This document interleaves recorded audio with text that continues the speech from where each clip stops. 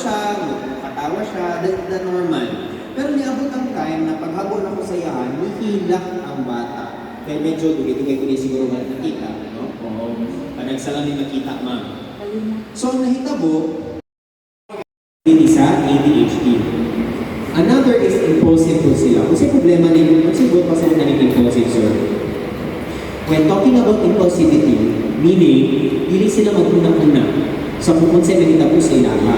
Para sa ilaha, kung sa ilang gusto, mo ilang timo. Di ba kita, let's say, sukot kita sa iyong boss or sa atong co-worker, no? Normally, maisip ka, kung kawalan na kung siya, mawalan ka ng trabaho. Right? No? Or kung mawalan na kung siya, mudapit ba sa ko ang mga tao? So, dili ta impulsive, kaya isipon pa man nato kung sa may tabo sa tuwa, pag imo na ito sa kabutang. Right? Pero for the people with ADHD, wala sila yung pag gusto na ko ni buhaton nila. Kung busog ka, kung bukod nila tanan ang mga let's say crayons or toys sa daycare center, imo na nila without thinking kung masubok ba si ma'am or dito, no? Or naabay masubok lang yung anak ng ADHD. Okay. Dili lang din siya kulit, ma'am sir ha. Dili siya personality problem. This is a brain-based condition. Okay, ma'am sir?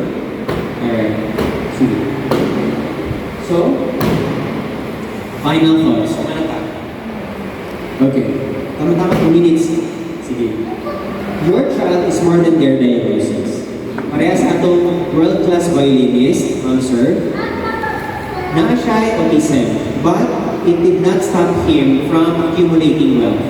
No? Kaya na may way support from the parents. Right? So early help, better outcome. Parehas ang even sa mga sir kanina, no? Mas early na to sila matabangan, much better para sa bata. So, tanan mga butang na itong himuon para sa bata, siya maghihapon na makinabangan na in the future. And mas makinabang po ang parents also. Why? Kaya less problematic ang bata, less food stress ang iyahang parents. And lastly, ma'am sir, with the right support, every child can learn, grow, and thrive. Okay? Parehas ato again, kaya gisuportahan siya sa imamang papa, naging mo siyang world-class violinist, siya million sa iyang bangko, mas grabe pa, iyang kwarta, no? Kaya sa siguro sa ito ang tanan. Yung ano siya kuya. Another thing, ma'am sir, itong how to mag-painting na bata na na-autism, millions po ang iyang ginakita sa iyang painting alone. Yung ano siya kuya. So, with the right support, every child can grow, learn, thrive. Okay? Ma'am sir, another question.